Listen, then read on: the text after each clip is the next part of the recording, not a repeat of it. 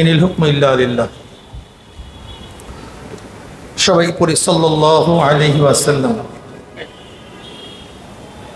ব্যক্তি, পরিবার, সমাজ, রাষ্ট্র ও আন্তর্জাতিক পরিমণ্ডলে সর্বত্র ইসলামী হুকমত প্রতিষ্ঠায় ওলামায়ে কেরামের করণীয়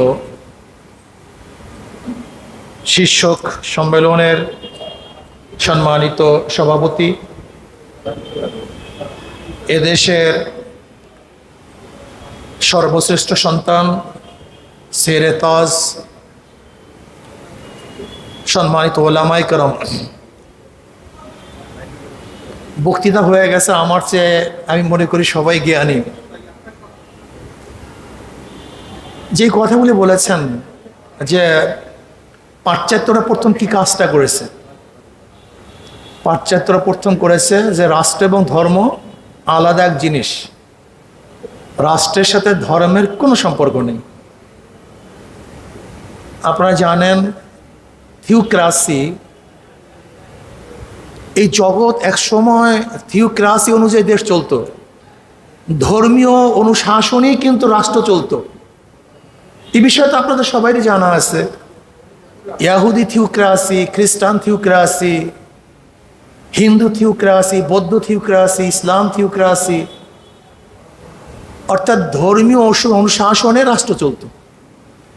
কিন্তু যখন ইয়াহুদি এবং খ্রিস্টান থিওক্রাসি তারা নিজেদের স্বার্থকে রক্ষা করার জন্য ধর্মকে রাষ্ট্রের সাথে এক করছে, তখন দেখা যায় যে ধর্ম এবং রাষ্ট্র এই দুইটাকে আলাদা না করলে মানুষ বাঁচতেই পারবে না। আমি একেবারে ছোট্ট একটা উদাহরণ দেব। দেখেন, ধর্মীয় অনুশাসন মানা প্রত্যেকটা ধার্মিকদের জন্য ফরজ ছিল, এটা তো এখনো আছে। কিন্তু শাসকরা ধর্মকে তাদের জুলুম অত্যাচার করার জন্য ব্যবহার করা হয়েছে। যখন তাদের জুলুম অত্যাচার করার জন্য ধর্মকে ব্যবহার করেছে, তখন মানুষের মনের মধ্যে এই কথা বদ্ধমূল হয়েছে, ধর্ম মানি এই আতঙ্ক, ধর্ম মানি আমাদেরকে জ্বালিয়ে দিবে, সেটা সহ্য করতে হবে, ধর্ম মানি আমাদেরকে আবদ্ধ করবে, কিছু বলা যাবে না, ধর্ম মানি আমাদের সম্পত্তি সম্পূর্ণ লুট করবে, প্রতিবাদ করা যাবে না, ধর্ম মানি আমাদের অত্যাচার করবে, সেখানে কোনো কথা বলা যাবে না। এইটা হলো, এরপরে চলে আসছে সেখানে ডেমোক্রেসি।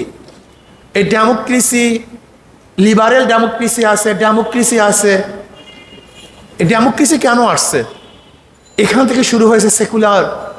ধর্ম এক জিনিস, রাষ্ট্র ভিন্ন জিনিস, ধর্মের সাথে রাষ্ট্রের কোনো সম্পর্ক নেই। এমনকি এই পর্যায়ে পুষছে, কেউ যদি রাজনীতির মধ্যে ধর্ম ব্যবহার করে, তো এর চেয়ে বড় অপরাধ বলতে কিছুই নেই। ইদানিং দেখবেন আমাদের এখন শুরু হয়ে গেছে যে তারা কি বলছে, যে রাষ্ট্রের সাথে ধর্মের সাথে রাষ্ট্রের কোনো সম্পর্ক নেই, যদি কেউ ধর্ম ব্যবহার করে সবচেয়ে বড় অপরাধী, এর চেয়ে বড় অপরাধী বলতে আর কিছুই নেই। অথচ তারা জানিই না ইসলাম কি জিনিস। ইসলামের সাথে রাষ্ট্র এবং রাষ্ট্রের সাথে ইসলামকে আলাদা করার কোনো সুযোগ নেই। ইসলাম থেকে রাষ্ট্র এবং রাষ্ট্র থেকে ইসলামকে আলাদা করার কোনো সুযোগই নেই। কিভাবে করবেন? ইসলামের হাজারো কাজ আছে, যেরকম আমার অর্থনীতি, এরা রাষ্ট্রের সাথে সম্পৃক্ত, আমার এলসি রাষ্ট্রের সাথে সম্পৃক্ত, আমার মসজিদ, আমার মাদ্রাসা, আমার ওয়াজ, আমার নসিহাত, আমার ফতুয়া, সব কিছু রাষ্ট্রের সাথে সম্পৃক্ত। এক ব্যক্তি নেকাহ কিভাবে করবে? আপনি ফতুয়া দিবেন, বাস্তবায়ন করতে পারবেন যদি রাষ্ট্র না থাকে? বর্তমানে পারতেছেন? ওলামায়ে কেরাম আমাকে বলুন, বর্তমানে আপনারা কি 18 বছরের আগে এখানে যারা মুফতিয়ানে কেরাম আছেন, মুহাদ্দিসিন কেরাম আছেন, আপনার মেয়ে কি বিবাহ করতে পারবেন, লিখতে পারবেন? আপনার মেয়ে 16 বছর বয়স, আপনি বলুন। কিন্তু আপনারাই বলুন, শরিয়াত জায়েজ রাখছি কি রাখে না যে 16 বছর আপনার মেয়েকে বিবাহ দিতে পারবেন? 16 বছর কেন, আপনার মেয়েকে ছোটবেলায় বিবাহ দিতে পারবেন, লেখা ভিন্ন জিনিস। কিন্তু বর্তমানে রাষ্ট্র জায়েজ রাখছে, তাহলে শরিয়ত যেইটাকে হালাল বলছে আপনার রাষ্ট্র সেটাকে হারাম বলছে, অথচ আপনি প্রতিবাদ করলেন না, তা আপনি কেমন আলেম আমাকে বলুন তো? আসলে সমস্যাটা কোন জায়গায় আগে চিহ্নিত করুন, আগে চিহ্নিত করুন। তালাকের মাসালা আপনি কি বয়ান করতে পারবেন? পারতেছেন? পারেন না। কেন পারতেছেন না? তালাকের মাসালা রাষ্ট্রের সাথে সম্পৃক্ত, ইচ্ছা করলে আপনি পারবেন না তো। আপনি কিতাবুল বুয়ু পড়ছেন, হাজারো মাসালা পড়ছেন বায়ের, কিন্তু আপনি কি সে অনুযায়ী বেচা বিক্রি করতে পারতেছেন? কেন পারবেন না? রাষ্ট্রের সাথে সম্পৃক্ত। দেখেন, আমার বৈবাহিক জীবন, আমার অর্থনৈতিক জীবন, এটা আমার রাষ্ট্রের সাথে সম্পৃক্ত। তা রাষ্ট্র এবং ধর্মকে আপনি আলাদা করবেন কিভাবে? সম্ভব কিভাবে? তার মানে আপনি পূর্ণ দিন পালন করতে চান না, আসলে আপনি পূর্ণ ইসলাম পালন করতে চান না, আপনি আংশিক দিন পালন করতে চান।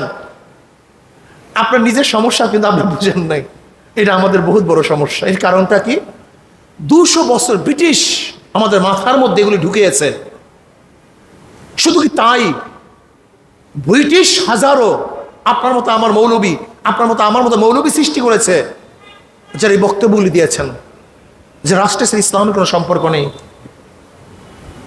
দেখেন, আমাদের প্রত্যেকটা যারা আমরা মাদ্রাসা পড়াশোনা করি, ছেলেদের মধ্যে মুহাদ্দিস হওয়ার, মুফতি হওয়ার, ফকিহ হওয়ার, বক্তা হওয়ার, ইমাম হওয়ার, একজন কাতেব হওয়ার মেজাজ তো আছে, কিন্তু দেখেন তো আমাদের কোনো ছেলেদের মধ্যে এমপি হওয়ার, মিনিস্টার হওয়ার, প্রাইম মিনিস্টার হওয়ার, প্রেসিডেন্ট হওয়ার কোনো পরিকল্পনা কার মধ্যে কি আছে? একজনকে দেখান তো, একজনের মধ্যেও নেই। আচ্ছা, বেশ ভালো কথা, আপনি কি মানুষ না? আপনি কি এদেশের সন্তান না? আপনি কি এদেশে জন্মগ্রহণ করেন নাই? যদি ফাসেক, ফুজ্জার, গুন্ডা, বদমাস, ধর্ষকরা দেশের প্রধান হতে পারে, তা আপনি সেই স্বপ্ন দেখেন না কেন? এর কারণটা কি? এটা আমাকে বলুন তো। মাথার থেকে নিয়ে গেছে, মাথা থেকে দূর করছে। ধরে নেন রাষ্ট্র পরিচালনা করবে। আচ্ছা, মেধাহীন ব্যক্তি কি রাষ্ট্র পরিচালনা করতে পারে? আমাকে বলেন তো। মেধাহীন ব্যক্তি, যাদের ব্রেন নাই, এরা কি রাষ্ট্র পরিচালনা করতে পারবে? তা আমাদের মাদ্রাসার যারা ভালো ছাত্র, একজনে কি রাজনীতি করে? আমাকে বলেন তো। এই কাজটা তো ভালো ছাত্রদের ছিল, সবচেয়ে জেহেনি ছাত্রদের কাজ ছিল রাজনীতি করা, সবচেয়ে মেধাবী ছাত্রদের কাজ ছিল রাজনীতি করা, কেন? সবচেয়ে আহাম কাজ। একটা কিতাব পড়ানোর চেয়েও রাষ্ট্র চালান খুব সহজ, ঠিক না ভাই? আপনি হিঙে কইলেন। একটা কিতাব পড়াবার চেয়েও রাষ্ট্র চালানো খুব সহজ, হ্যাঁ? তাই একজন কিতাব পড়াবার জন্য সবচেয়ে মেধাবীকে সেখানে সেট করলেন, অর্থাৎ রাষ্ট্র চালাবার জন্য সবচেয়ে বখাটে গভর্নমেন্টকে আপনারা দিলেন না। তাই আপনারা কিভাবে ক্ষমতায় আসবেন আমাকে বলেন তো। আপনাদের কাজটা কি? আপনাদের কাজ হলো ওই, আমি বারবার বলি, আমাদের দেশে বেদে সম্প্রদায় আছে, বেদে সম্প্রদায় নাই আমাদের দেশে বেদে সম্প্রদায়। ওর বাবাও যেই কাজ করছে, ওর দাদাও যেই কাজ করে, তালই একই কাজ করে নাকি ভিন্ন কাজ করে? অথচ আমাদের মধ্যে বাজার করে, আমাদের মধ্যে চলাফেরা করে। বরিশাল শহরে 5 তলা বিল্ডিং এর স্বপ্ন ওদের মধ্যে নাই, পাঁচজোড়ো গাড়ি কেনার স্বপ্ন ওদের মধ্যে নাই, এমপি হওয়ার শখ ওদের মধ্যে নাই, ভালো পোশাক পরার শখ ওদের মধ্যে নেই। কারণটা কি? আমাদের মধ্যেই থাকে। এর কারণটা কি? একদিন চিন্তা করছেন? বেদের সম্প্রদায় থাকে আমাদের মধ্যে, কিন্তু ওদের এই আকাঙ্ক্ষা নাই কেন, আসে নাই কেন? ওদের বাবার থেকে, দাদার থেকে, তালুর থেকে যে জ্ঞান পেয়েছে, যে নীতি আদর্শ পেয়েছে, এর বাহিরে বের হওয়ার তার কোনো সুযোগ নেই। ঠিক আমরাও আমাদের উত্তরসূরির থেকে যে জ্ঞান, যে নীতি, যে আদর্শ পেয়েছি, এর বাইরে বের হওয়ার কোনো সুযোগ আমাদের মধ্যে নেই। যদিও থাকি এদের মধ্যে, বরিশাল শহরে আসি, আজকে একজন ফাসিকদের কাছে গিয়ে আমার দাবি দাওয়া আদায় করার চেষ্টা করতেছি, একজন ফাসিককে তাজিম করতেছি, একজন ফাসিককে আমার কাজ অর্জন করার জন্য বারবার অনুরোধ করতেছি, অথচ আমি নিজে সেখানে নেতৃত্ব দেব, আমি সেখানে শাসক হব, ও আমার কাছে আসবে, এই চিন্তা একজনের মাথার মধ্যেও নেই, একজনের মাথার মধ্যেও নেই। আমি কেন চিন্তা করি না? ওর কাছে আমি যাই, ও আমার কাছে আসবে, ও আমার কাজ সমাধান করে, আমি ওর কাজ সমাধান করব, ও আমার কাছে অনুরোধ করে, ও আমার কাছে অনুরোধ করবে, এই চিন্তা কার মধ্যে নাই কেন? ওই যে ওই এক দায়ের মধ্যে, এক গুন্ডির মধ্যে যে ঘুরতেছি, আমি কিছু হব, আমি এমপি হব, মিনিস্টার হব, প্রাইম মিনিস্টার হব, দেশ চালাবো, গোটা দেশে শাসন করব, গোটা দুনিয়া আমি চালাবো, এই চিন্তা আমার মধ্যে নাই, আসি না। দেখেন বারাক ওবামা 8 বছর চিন্তা করছে আমি আমেরিকার প্রেসিডেন্ট হবো, সে প্রেসিডেন্ট হয়েছে। আপনার ছেলে তো কোনোদিন চিন্তাই করেন আমি চেয়ারম্যান হবেন, এমপি হবে, মিনিস্টার হবে। আরে ভাই, আপনার ঘরের মধ্যে চর্চাই তো নাই, আসবে কিভাবে? আমি কালকে ঢাকা থেকে রওনা করছি, ব্যাগটা গুছাইতেছি, আমার মেয়ে আমার পাশে, বলতেছি মা এত কষ্ট করে, যারা কষ্ট করে তারাই কিছু হয়, আর যারা কষ্ট করে, আমার কলিজার মধ্যে কথাটা লেগে গেছে। এই দেখে পশম দাঁড়ায় গেছে আমার। যারা কষ্ট করে ত্যাগ করে তারাই কিছু হয়, আর যারা ত্যাগ কষ্ট করে তারা কিছুই হয় না। আমার মেয়ের কথা। আপনি কি আপনার মেয়ে উৎসাহিত করছে এরকম? আপনার ছেলেকে উৎসাহিত করে? একজন রাজনৈতিক চর্চা করছেন আপনার ছেলে মেয়েকে নিয়ে, তোর এমপি হতে হবে, তোর মিনিস্টার হতে হবে, তোকে দেশ চালাতে হবে, তোকে শাসক হতে হবে? একদিনও চিন্তা করছেন? একদিনও চিন্তা করি না। এই চর্চা আসতে হবে, এটা করতে হবে আপনাকে, এই সংস্কৃতি পরিবর্তন করতে হবে। আপনাকে অবশ্যই বলে রাখতে হবে আপনারা কারা। জনাব মুহাম্মদ রাসূলুল্লাহ সাল্লাল্লাহু আলাইহি ওয়াসাল্লাম উত্তরসূরি। দেখেন 5 জন সবচেয়ে শ্রেষ্ঠ, সমস্ত নবীদের মধ্যে শ্রেষ্ঠ আমার নবী, সমস্ত নবীদের পর 4 জন খোলাফায়ে রাশিদিন, এই 4 জন রাষ্ট্রের প্রধান। অথচ আমাদের দেশে কোনো পীর যদি রাষ্ট্রের প্রধান হতে চায় তাহলে সে তো ওলি না, সে তো বুজুর্গ না, এ তো দুনিয়াদার হয়ে গেছে, এ তো আল্লাহ ওলি না। কোন মুহাদ্দিস রাষ্ট্র প্রধান হতে চায়, আর সব শেষ করছে। কারণ আমরা গজব আছে, কোন উস্তাদ বরদোয়া দিস, কোন এলেম কবুল হয় নাই, এলেম কবুল হয় নাই। এর জন্য দেখছো রাজনীতি করে এলেম কবুল হয় নাই। এলেম যদি কবুল হইতো তাহলে রাজনীতি করতে পারতো না।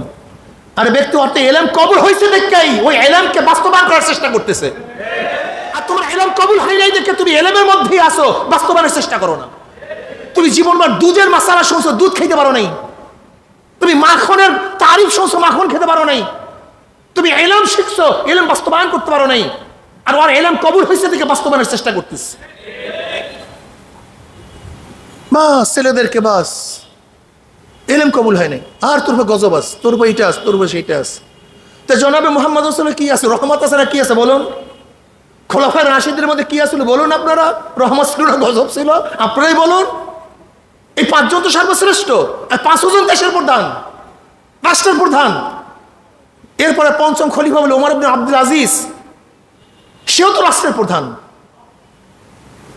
তা যারা রাষ্ট্রের প্রধান হয় তাদের গজব হয় না, তারা বড় ওলি হয়, তাদের রহমত আসে। মনে কিছু নিয়েন না, আমি অনেক জিনিস চিন্তা করে দিশা পাই না। ঘটনাটা কি? আলেম তুমি আসছে না কেন? এটা হবে না কেন? এর জন্য আমি বিশ্বাস করি ভালো ছেলেদের রাজনীতি করা উচিত, ভালো ছেলেদের রাজনীতি করা উচিত। দেখেন বাষ্পকে কোনো অবস্থায় চাপা দিতে পারবেন না। ছেলেদের মধ্যে উদ্যম আছে, যখন দেখা যায় কিছু করতে পারে না তখন মুহতামিম নামাবার জন্য আন্দোলন শুরু করে। কারণ এদের তো রাষ্ট্রের বিরুদ্ধে আন্দোলন করার সুযোগ নেই বা সেই শিক্ষা দেন নাই। এখন কি আন্দোলন করে বলেন তো? মুহতামিম সব নামাও, এরা নামায় দাও, আন্দোলন শুরু হয়ে গেছে। স্পোলাবানো শুরু করছে। তো যদি মুহতামিম নামাবার জন্য আন্দোলন করলে জায়েজ হয়, তাই ফাসেক জালেম শাসক নামাবার জন্য আন্দোলন করলে জায়েজ হবে না কেন? হ্যাঁ, কতটা বুঝাতে পারি নাই। স্পৃহা আছে, উদ্দীপনা আছে, এখন করবে কি? স্পৃহা আছে, এদেরকে ই করেন না, আপনি দমায় রেখেন না, এদের কাজে লাগান। এত মুহাদ্দিসের প্রয়োজন নাই, এত মুফতির প্রয়োজন নাই, এত ফকির প্রয়োজন নাই, আলেমের প্রয়োজন আছে। সব জায়গায় কাজে লাগান, কাজে লাগান। এত ছাত্র, এত আলেম কই পাইতো না। আজকে যদি বলি 10 জন লোকের নাম দেন যারা মন্ত্রী হবে আলেমদের মধ্যে, লেখেন তো আপনারা বৈশা বৈশা। বরিশালের মধ্যে 5 জন মন্ত্রী বানাবো, লেখেন তো বৈশা বৈশা আপনারা আলেম, এরকম লেখেন তো দেখি। দেখবেন কলম ভাঙ্গিয়া যাবে। সব দিকের যোগ্যতা অর্জন করিয়া 5 জন মন্ত্রী দেন না, এখান থেকে কলম ভাঙ্গিয়া যাবে। ভাই নিজেদের মধ্যে আলোচনা করতেছি দরদ নিয়া, ছেলেদেরকে আরো শিক্ষা দেন, আরো পড়ান, তাকাসুস পড়ান, রাষ্ট্র চালাবার জ্ঞান দেন, এই গোটা দুনিয়া চালাবার জ্ঞান দেন। আমাদের যেই মেরিটওয়ালা ছাত্রগুলি আছে, ওদেরকে ফারেক হওয়ার পরে, ইফতা পড়াবার পর, তাকাসুস পড়াবার পরে ইংলিশ শেখান, ইংলিশে পড়াবান। কিছু কিছু ছাত্রদেরকে এই কাজগুলি করাবার চেষ্টা করেন। ভালো বাংলায় লেখান, ভালো বক্তৃতা শিখান, টকশোতে যে অংশগ্রহণ করতে পারে সে ব্যবস্থা নেন। একজন পাশ্চাত্যবিদের সাথে টক্কর দিয়ে আলোচনা করে তার মতবাদকে যেন প্রাধান্য দিতে পারে সে ব্যবস্থা গ্রহণ করুন। এই খেয়াল কি আমাদের আছে? এই খেয়ালগুলো আমাদের মধ্যে নাই ভাই, এগুলো দরকার। সবচেয়ে ফার্স্ট ক্লাস ব্রিনি ছাত্রদের রাজনীতি করার দরকার। এটা বহুত বড় কাজ, অনেক বহুত বড় কাজ। এটা যেমন তেমন কাজ না। যেই কথাটা বলছিল আমার আবরার সাহেব, যে দেখেন ওলামায়ে কেরাম ব্রিটিশ বিরোধী আন্দোলনে সবচেয়ে বেশি অংশগ্রহণ করেছে, পাকিস্তানের বিরুদ্ধে ওলামায়ে কেরাম সবচেয়ে বেশি অংশগ্রহণ করেছে, কিন্তু জিন্নাকে নেতৃত্ব প্রদান করলো কেন? একদিন চিন্তা করছেন জিন্নাকে কেন নিয়ে আসছে? জিন্নাকে নিয়ে আসার কারণটা কি? যে তৎকালীন সময় ব্রিটিশদের সাথে এবং ভারতের সাথে টক্কর দিয়ে নেতৃত্ব দেওয়ার ক্ষমতা জিন্নার মধ্যে ছিল, এর জন্য তাকে সামনে নিয়ে আসছে, যদিও তাকে পছন্দ করতো না অনেকেই। এর জন্য আমি মনে করি রেজাল্ট তৈয়ার করেন, রেজাল্ট তৈয়ার করেন, চিন্তাকে প্রসারিত করেন, চক্ষু উন্মোচন করেন, আরো ব্যাপক চিন্তা শুরু করেন। আপনাকে ভাবতে হবে, যদি গুন্ডা পান্ডা বদমাশরা শাসক হয়, তাহলে আমার মতো আদবওয়ালা, নীতিবানওয়ালা, হালালওয়ালা, আল্লাহকে ভয় করেনওয়ালা কেন শাসক হবে না? কারণটা কি? আসুন চিন্তা করি। আরেকটা কথা মনে রাখতে হবে, এক লুটেরা, দুর্নীতিবাজ, খুনি, ডাকাতকে পরিবর্তন করে আর এক ডাকাতকে ক্ষমতায় বসাতে চাই না, আর এক ডাকাতকে ক্ষমতায় বসাতে চাই না। আর একটা কথা মনে রাখতে হবে, আমরা ঐক্য চাই, কিন্তু আমাদের ঐক্যতার মাধ্যমে কোনো বাতিল প্রতিষ্ঠিত হোক এইটা আমরা চাই না। ঐক্য চাই, কোনো সন্দেহ নাই, কিন্তু ঐক্যের মাধ্যমে কোনো বাতিল শক্তিশালী হোক, তাদের বাতিলগিরি সব জায়গায় সম্প্রসারিত হোক, এইটা কিন্তু আমরা চাই না। এর জন্য সতর্ক থাকুন, আবেগী হবেন না। হুশের সাথে জোশ, জোশের সাথে হুশ দুইটাই লাগবে। এর জন্য আমি আমার বরিশালের শ্রদ্ধা ভাজন, আমার সেরেতাজ জ্ঞানী গুণী ওলামায়ে কেরামকে বলবো, আসুন আমরা ঐক্য হই, কমপক্ষে জাতীয় ওলামা মাশায়েখ আইম্মা পরিষদের এই ব্যানারটাকে বরিশালে শক্তিশালী করি। কমপক্ষে বরিশালে আহলে হক যারা আছি, বরিশালে আহলে হক যারা আছি, আমরা এক ও অভিন্ন হয়ে যাই। আমি বিশ্বাস করি যদি বরিশাল থেকে আওয়াজ তুলতে পারি, তাহলে ইনশাআল্লাহ যেরকম আমাদের দক্ষিণের বঙ্গোপসাগরের জোয়ার গোটা বাংলাদেশের প্রত্যেকটা খাল এবং নদীকে প্লাবিত করে, ঠিক আমরা দক্ষিণ বঙ্গোর থেকে এই বরিশাল থেকে যদি ঐক্যের আহলে হকদের ঐক্যের প্ল্যাটফর্ম করতে পারি, তাহলে গোটা বাংলাদেশের সমস্ত আহলে হক ওলামায়ে কেরাম কমপক্ষে এক হয়ে যাবে। আল্লাহ আমাকে এবং আমাদের সবাইকে এক ও ন্যাক হওয়ার তৌফিক দান করুক, রাষ্ট্র এবং সমাজ নিয়ে চিন্তা করার তৌফিক দান করুক, সহি এলেম অর্জনের সাথে সাথে আমল করার তৌফিক দান করুক। আল্লাহ আমাদের সবাইকে কবুল করে নিন।